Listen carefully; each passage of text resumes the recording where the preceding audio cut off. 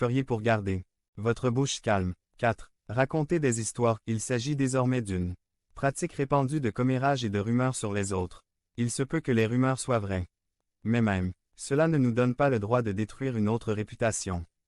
Si nous apprenons un secret sur notre prochain, alors nous ferions mieux de ne le dire à personne d'autre qu'à Dieu.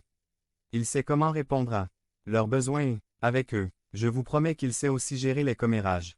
Les commérages sont toujours un péché. Point. Devenez membre de la chaîne et AIDEZNOUS à propager la parole de Dieu dans le monde entier. Samedi mars 16 2024. Parlez à Dieu en 5 minutes. Description vidéo.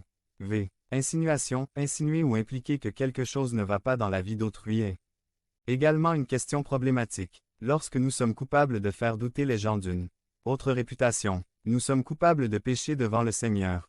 C'est la tactique que Satan a essayé d'utiliser contre Job, lorsqu'il a essayé de retourner les propres amis de Job contre lui.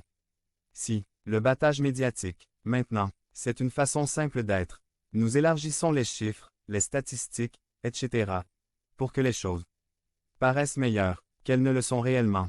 Quels sont les pécheurs qui n'ont pas été coupables d'avoir étiré la taille de celui qui s'est enfui?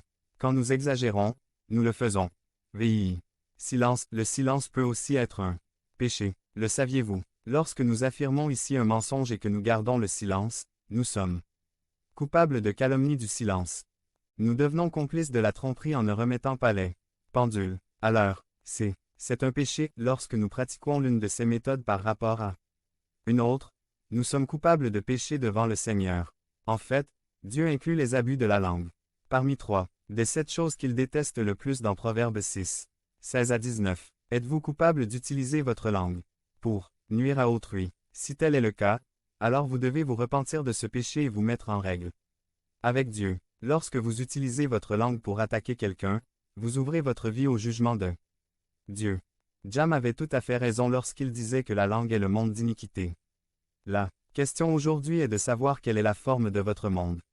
Les réputations doivent être vigoureusement protégées à affronter les commérages. Nous devons affronter les commérages.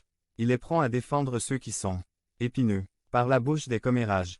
Nous sommes tout aussi coupables qu'un bavard lorsque nous restons là à écouter et que nous ne faisons ni ne disons rien pour la défense de notre frère ou de notre sœur.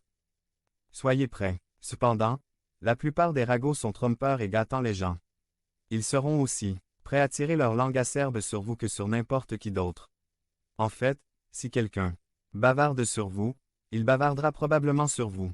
B. La fin du coupable. Cela ne signifie pas que nous tolérons le péché dans la vie des croyants. Cela signifie cependant